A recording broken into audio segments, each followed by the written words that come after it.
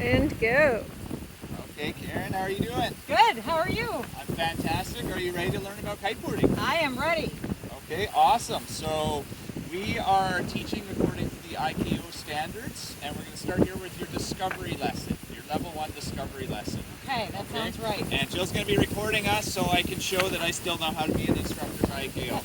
Okay. Okay, so I'm going to very briefly go over the program that we're going to be doing today, see how far we get through it. So we're doing it at the discovery level right here.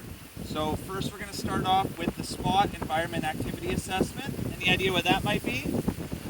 Trying to figure out like the conditions and all of that. Yeah, potential hazards, those sorts of things there. Next we're going to inflate, carry, and secure a kite on land.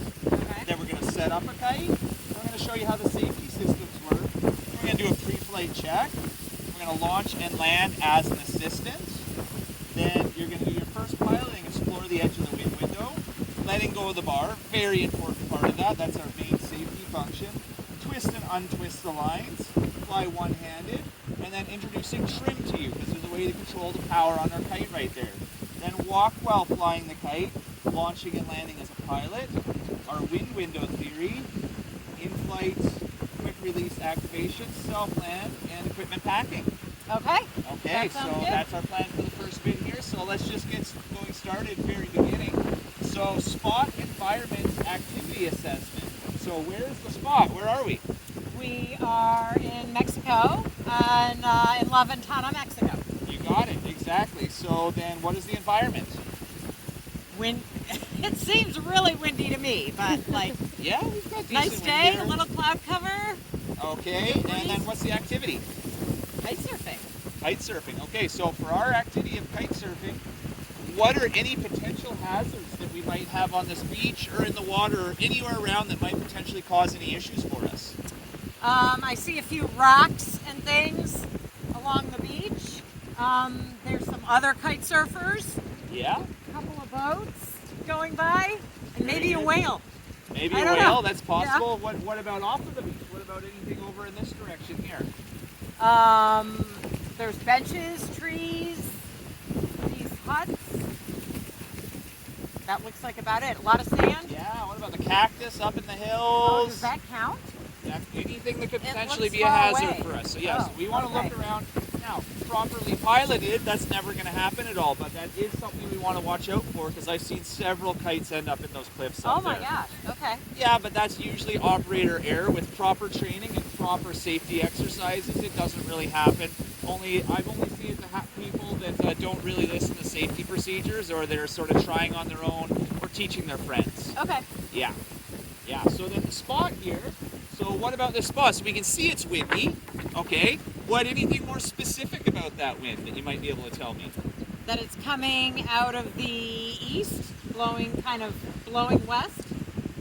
Isn't this the close. east? No, that's the north. Oh, it is. Yeah. Okay. That's the You're east right. over That's there. the east. Yeah. Right. So it's Okay. coming out of the north. Perfect. And that's how when we talk about wind, we talk about where it is coming from.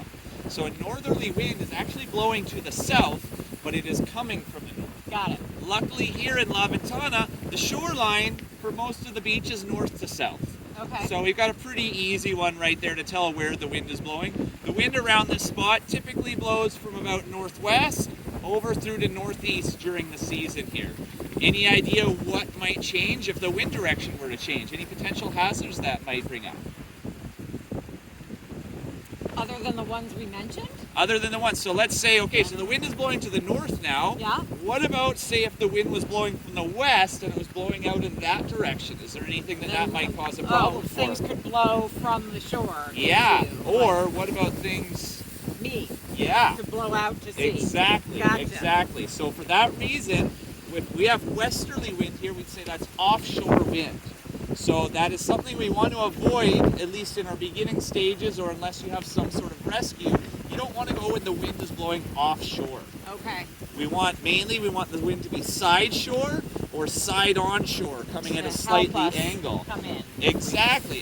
What about if the wind were straight onshore, if it were coming from the east like you originally said here? What about that? Then it's hard to get out. Then it's right? hard to get out, totally right. And then what other potential hazards might there be? What about for you? What about if something goes wrong with you? Where are you going? Washing up on shore. Or, Or into the... Yeah. Right. yeah, so we're looking to avoid onshore winds and offshore winds. Okay. So for kiteboarding, we want side shore or slightly side onshore, optimal directions for us right there. Okay. What about in the water here? Well, we can see we're wearing shorts and a t-shirt, so it's probably not too cold here. But what about, say, if you were at home, what would be another potential hazard when you're getting in there? Like hypothermia? Hypothermia, So you need yeah. a wetsuit? Exactly. You need to have proper equipment for the conditions that you're going to be in. The water temperature here right now is about 71, 72. So it's not too bad. It's definitely enough to become hypothermic, especially if we have a lot of wind going here. Yeah. But luckily, we have this bay in La Ventana. It's not an accident that we're here. This big bay down at the bottom, unless the wind is very offshore, if anything goes wrong, you're going to wash up into the beach here. Okay. And while you're doing lessons with us, you're always going to have a sea-doo or an instructor very, very close to you, so that's never going to be an issue. But that is one of the reasons why La Ventana is a world-class kiting destination, why a ton of people come here and they want to be here. We get really good wind, we have decent water temperatures. For kiting, wind has to be at a certain level. If it's too strong, we can't do it. If it's too light, we can't do it. We're looking optimally for learning in about a 15 to 20 knot wind range. That would be best for us, but you don't always get to pick that. Well, if we change it to miles an hour, how many miles an hour would you say the wind is blowing right now? Just a guess. 20? 20. Yeah, you're pretty close. I would say it's darn near 20. Probably pretty damn close, maybe slightly over, slightly under, depending on the gusts. But this is a good range. This is sort of the top end of really good learning conditions. Okay. You can still learn in more wind than this, but things start becoming, the waves start getting a bit bigger. We've got to be on smaller gear. Potential for something going wrong gets a little bit higher. So that 15 to 20 is optimal for us right there. Okay. But just wanted to fill you in about this spot and about what we can do. So do you have any more questions regarding that?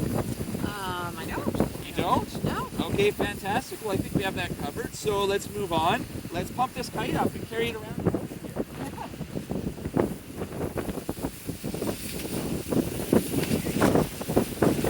So let's just talk about this kite a little bit before we get any further here.